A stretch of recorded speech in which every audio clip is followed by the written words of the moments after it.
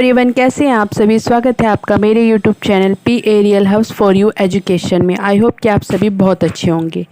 मैं आपके लिए एक न्यू स्टोरी लेके आई हूँ सुशीला टंकभोरे जी की, जो कि फेमस कहानी है सिल्या। इसलिए स्टोरी के अंदर अछूतों के प्रति कैसा व्यवहार था, कैसा रवैया था, समाज के अंदर उनके साथ कैसा भेदभाव किया जाता था, इस स्टोरी के अंदर बताया गया है। सिल्या एक लड़की है और मैं उनके बारे में बताती हूँ। सिल्या को प्यार से सब सिल्या बोलते थे। घर में बड़े भाई की सूझबूझ और शिक्षा प्राप्त की और उसका नाम सैलजा रख दिया। सिल्या 11वीं कक्षा में पढ़ रही थी। सांवली, सलोनी, मासूम, भोली भाली, गंभीर और स्वस्थ देह की लड़की थी। वे अपनी उम्र से कई ज़्यादा ही बड़ी लगती थी। इसी बीच नई दुनिया की अखबार के अंदर एक खबर आई, एक विज्ञापन आया कि भोपाल के जो राजा हैं वो अछूत कन्या जो 10वीं पास हो उससे वह विवाह करके आदर्श रखना चाहते हैं पूरे समाज के अंदर। पूरे गांव के अंदर हलचल सी मच रही होती है। ब्राह्मण, बनिया, सभी जात के लोग सिल्या की माँ को बोलते हैं कि तुम अपनी बेटी का विवाह उससे कर दो, पता भेज दो, नाम भेज दो, उसके भाग्य खुल जाएंगे। सेठ जी एक महान व्यक्ति हैं और उनकी माँ सभी को हाँ ना हाँ बोलकर टाल देती। सिल्या की सहेलियां भी उससे मजाक करती और इस टॉपिक में उस विषय से लेकर उससे मजाक करती रहती, पर सिल्या इस बात को समझ नहीं पाती। घर में भी हलचल चर्चा होती रहती। पड़ोसी, रिश्तेदार सभी यही बोलते कि फ़ोटो, नाम, पता भेज दो, सिल्या के भाग खुल जाएंगे।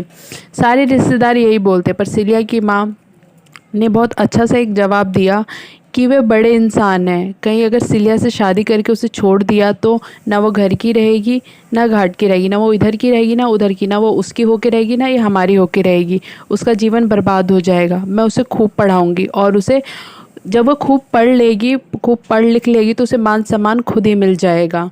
12 साल की सिल्या बड़ी सहमी डरी खड़ी हुई थी क्योंकि उसकी मामी अपनी बेटी को मार रही थी। उसने एक ठाकुर के कुएं से पानी पी लिया था और वह ठाकुराइन उसे बहुत चिल्ला रही थी और उसकी मामी ने उसको बहुत मारा, बहुत पीटा, लात घूसा और बैठ के कोसती, गाली दे रही थी, बहुत ही ज़्यादा कोस रही थी। सिलिया ने तभी हिम्मत जुटाकर अपनी मामी को बोला कि वो बोल रही थी कि उसको बहुत प्यास लग रही है इसलिए उसने पानी पिया। तो उसकी मामी ने जवाब दिया, मर थोड़ी ना जाती, घर 20 कदम की दूरी पे तो था, पी लेती। अब मैं उसको क्या कहूँगी, वो मेरे से लड़ रही है। बड़े के कुएं से पानी नहीं पीते हैं। सिल्या की जो जात थी उसमें भेड़ बकरी का पालन करना था, पालन करने का काम करते थे लोग। सिल्या को ये सारी मतलब उसको मारता पीटता देख उसको ना कुछ साल पहले की एक बात याद आती है कि जब वो 5वीं में थी तो टूर्नामेंट गेम हो रहा था और उसमें सिल्या जो है प्रथम आती है। प्रथम आने के बाद उसको जो प्रथम आई, गोकुल प्रसाद ठाकुर जी ने सबके सामने बहुत तारीफ़ की, सम्मान किया और उसे गिफ्ट दिया। अपना पता बताने को कहा कि तुम कहाँ रह रही हो। वह शर्म के मारे नहीं बताती थी कि उस गांव के अंदर उनकी मामी भी रहती थी, पर उसने शर्म के मारे नहीं बताया। फिर उस गोकुल प्रसाद जी ने उनकी सहेली हेमलता के साथ उसके घर जाने के लिए बोल दिया क्योंकि उसकी दीदी का घर वहीं पास में था और मौसी का भी। वे वहाँ जाती है अपनी मौसी के घर, दरवाजे पे खड़ी होती है और अंदर आती है तो उसकी जो मौसी है वो पूछती है कि ये बच्ची कौन है। तो उसने बोला कि ये मेरी सहेली है। तो पानी का गिलास लेके खड़ी होती है और वो उससे बोलती है कि कौन सी जात की है, ठाकुर जात की हो, कहाँ रहती हो, इसी गांव में रहती हो।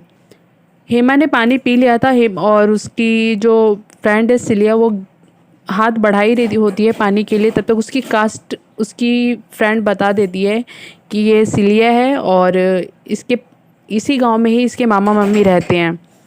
तो उसने बोला कि उसकी जो मौसी है वो बोलती है कि क्या भेड़ बकरी पालते हैं वो लोग। उसने धीरे सी आवाज़ में डरी सहमी में बोला हाँ। वो पानी का गिलास वो वापस लेके चली जाती हैं। सिलिया को इतनी प्यास लगी रहती है कि उसकी हिम्मत नहीं होती कि वो उससे दोबारा पानी मांग ले। पानी मांगने से भी वो डरती है कि कहीं उसके प्रति उसका रवैया तो नहीं है, क्योंकि उसकी कास्ट देखकर उसकी मौसी का जो मुंह बनता है, उसके प्रति जो रवैया होता है उसके दिमाग में छप सी जाती है और बार बार उसके दिमाग में यही हादसा रिपीट होता रहता है। वह हेमलता के घर हुए व्यवहार को भूल नहीं पा रही थी, उसके दिमाग से में छप सा गया था। फिर उसने नव दुनिया की जो विज्ञापन थी उस के उस टॉपिक के बारे में सोचा कि वह अछूत कन्या से विवाह करना चाहता है। अगर ऐसे इंसान का अगर साथ मिल जाए, ऐसे आदर्श इंसान का साथ मिल जाए तो वह मतलब दुनिया में अछूतों के प्रति जो रवैया है, जो नज़रिया है, वो उसे बदल सकती है। ये मन ही मन वो सोच रही थी। फिर उसने ये सोचा कि भोपाल के अंदर एक अछूत का ज़मीन खाली पड़ा हुआ था, वो काफ़ी समय से बंजर था, उस पर खेती नहीं की। तो क्या वह अछूत कन्या से विवाह करके वो मान सम्मान नाम बस कमाना चाहता था, और वह अछूते के प्रति कुछ ऐसा व्यवहार अगर होता तो उस ज़मीन पे उपजा होती। ये सिलिया के दिमाग में चल रहा था।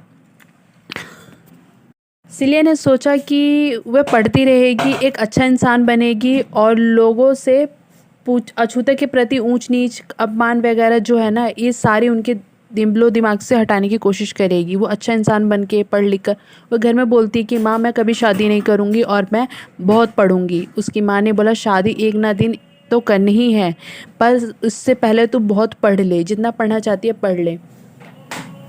काफ़ी समय बाद एक मंच तैयार होता है और एक कांग्रेस कार्यकर्ता बहुत ऊंचे पद पर थी और वह उस मंच पे भाषण दे रही होती है। उनके साइड में 2 पानी का ग्लास लिए कोई खड़ा होता है। वो पानी की गिलास उठाकर 2 घूंट पानी पीती हैं और अपना भाषण समाप्त करती है। और उनके दिमाग में पुरानी जो यादें होती हैं वो रिपीट हो रही होती है कि अछूते के प्रति कैसा व्यवहार था। आज सभी भरे समाज को देखती हैं कि उसमें कितने समाज के लोग खड़े हैं, कितनी जाति के लोग खड़े हैं, कौन सी जाति के लोग ने गिलास पकड़ रखा है। हर जाति के लोगों ने गिलास पकड़ रखा है, पर उस टाइम उनका जो मान सम्मान था एक जाति के प्रति नहीं, पद के प्रति था। उनको इतना सम्मान और इतना प्रतिष्ठा दी जा रही थी कि वो देख के वो बहुत खुश थी। और वह औरत कोई और नहीं, वह एक सिलिया थी, जो जिसे अछूत के प्रति जो रवैया था वो उसे चेंज करना चाहती थी।